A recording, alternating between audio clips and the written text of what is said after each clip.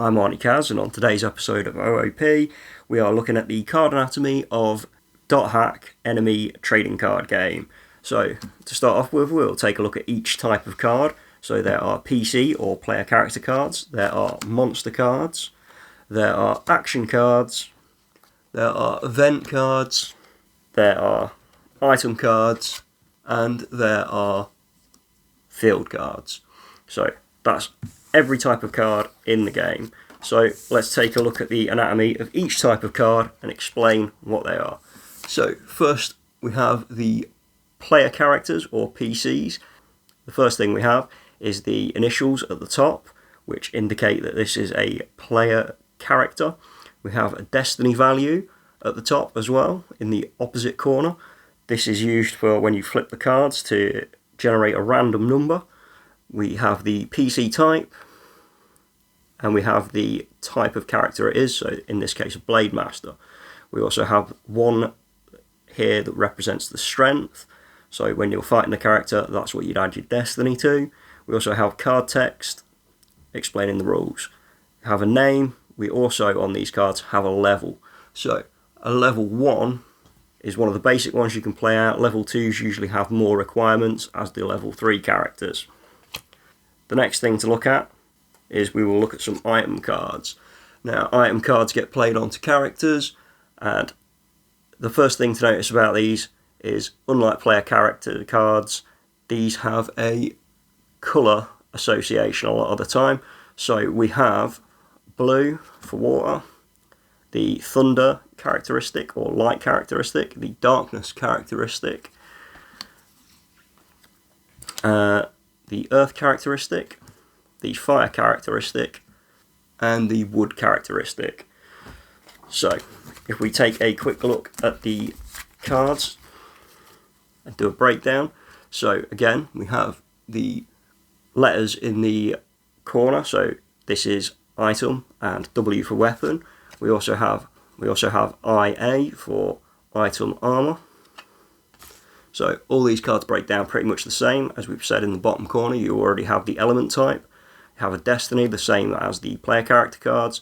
Here you have a plus strength, and both on PCs, monsters, and these item cards, you can also have a tolerance, which is a score you have to beat to actually damage the character. Again, weapon and item, level 1, basic bit of text, but we also have a to play requirement cost here. So something you have to do to play it. So in this case, the bearer must be a Wave Master. So that basically explains the item cards. You have to equip them to characters, and they're very straightforward, really. So moving on, we have monster cards. Now this one doesn't have an element type, but most others do. Again, we have the letter symbolising it's a monster. We have destiny, but now we also have victory points. Now, on some monsters, you can even find they have 2 victory points, but commonly you will find a singular victory point. So we have the name, the card type, a creature type essentially, the strength again. Then we have the card text and any effects. We have the 2 play requirements. So in this case, you have to spot 2 different elements. So you have to see 2 different types of element cards out in play. And a reward is on the monster cards for when you successfully attack your opponent's player characters. If they lose the combat, you will gain your reward, or if they try to avoid your monsters, you can also claim the reward. In this case, we have no reward, but as you can see on some of the other cards, so we have a monster here. Again, this is just a different element type. So we have spot 7 other thunder cards, and we also have reward destroy all items. So this guy has a strength of 6, and this guy also has the unique symbol next to his name, meaning you can only have one of him. Then we have field cards, so these get played and stay in effect and change the game, much like global enchantments would in Magic the Gathering.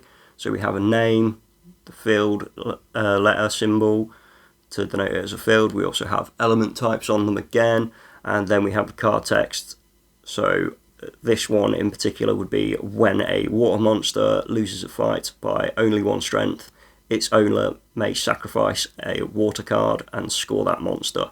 So then we have event cards that can be played out instead of actually attacking or playing a card or playing another card. So in this case we have an event, Spring of Mists. It's got Destiny as normal, also has an element type, and simply draw 2 cards on this one. Pretty straightforward.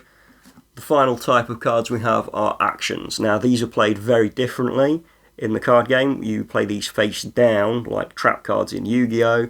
They have a to play requirement and then an effect when you flip them over.